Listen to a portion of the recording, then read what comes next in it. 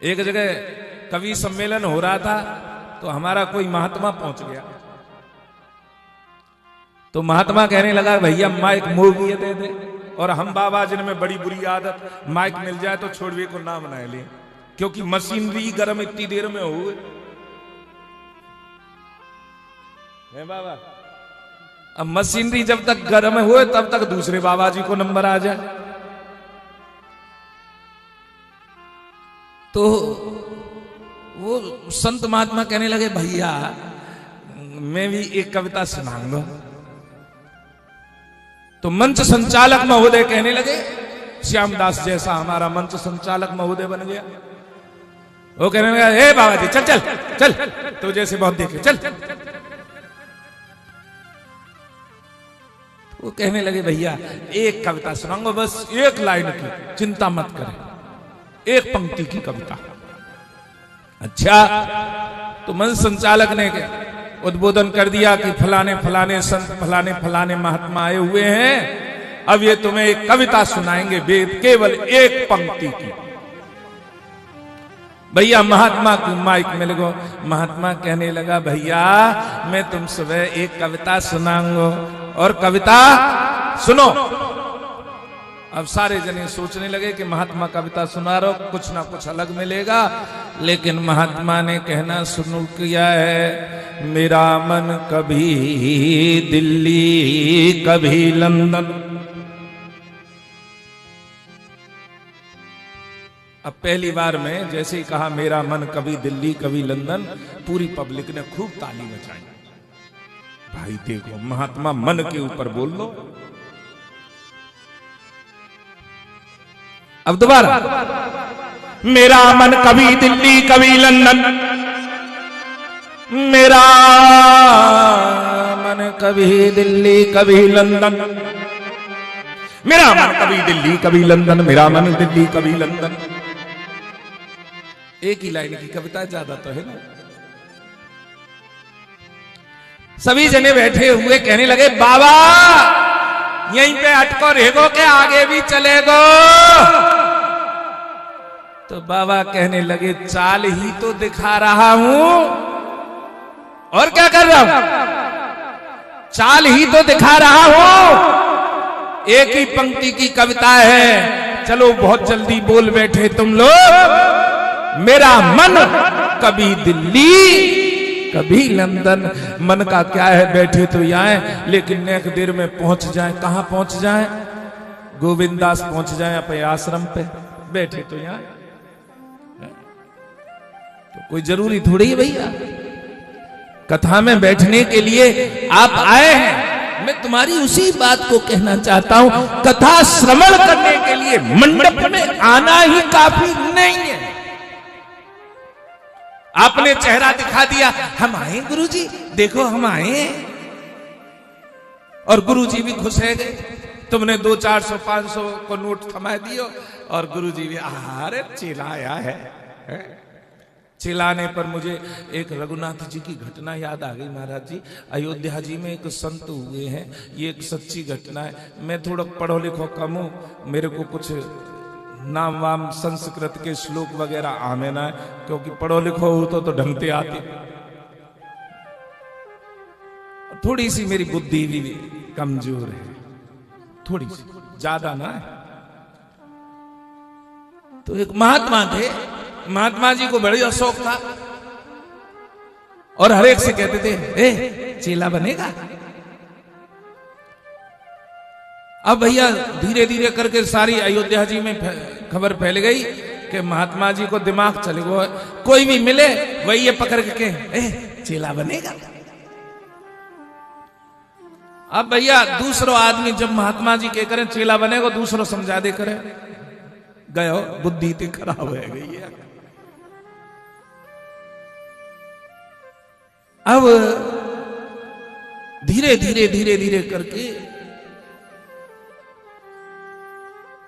वो भगवान के दर्शन करने के लिए जाने लगे, और भगवान से कहने लगे, चिंता मत कर, एक दिन मैं तो ठगूंगा, चेला बनाऊंगा।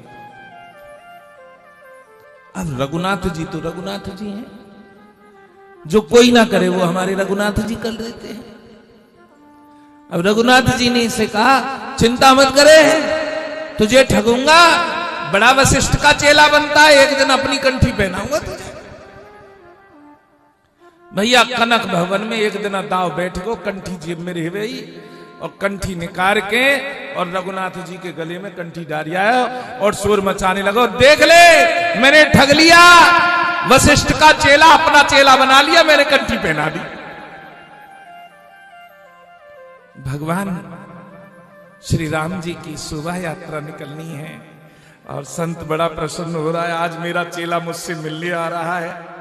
संत ने 2 हजूरी कर लिए और हजूरी बुला कर कहने लगे, सुनो तुम बस मेरे चंवर डुलाना, मेरा चेला आ रहा है ना, पता लगना चाहिए गुरुजी का वर्चस्व क्या है, क्योंकि आजकल चेला जब ही खुश होते हैं जब गुरुजी बड़े बड़े बड़े बड़े आडंबर करें तो, यदि गुरुजी भजन करें तो नहीं चेला प्रसन्न होते।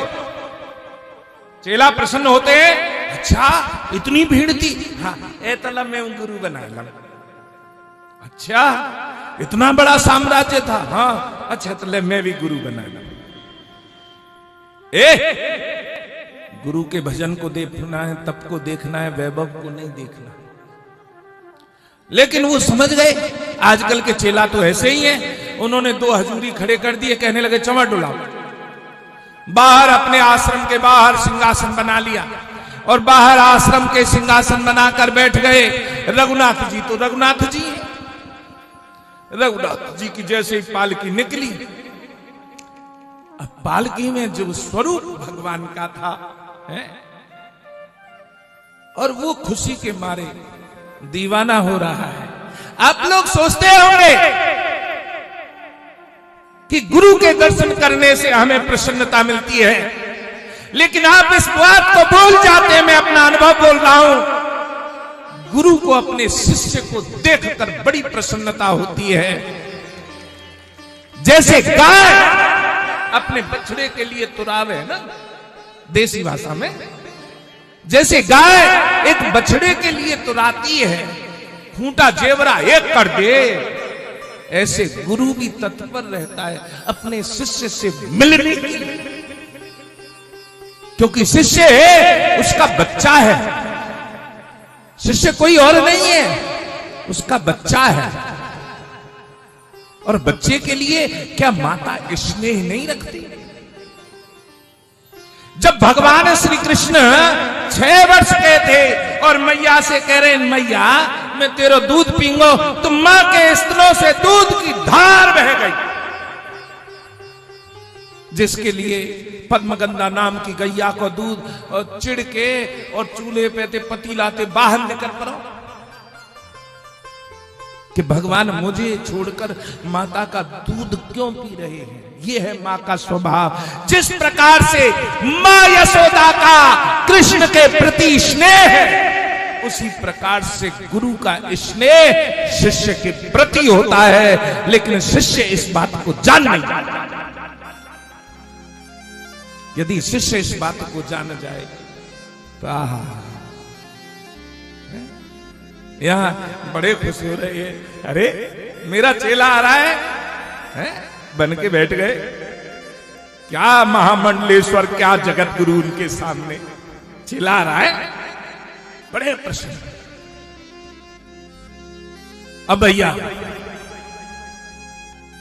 जैसे ही चेला आ रहा है बड़े प्रसन्न हो रहे हैं, लेकिन रघुनाथ जी जो ना करें सो। भगवान तो सब करते हैं।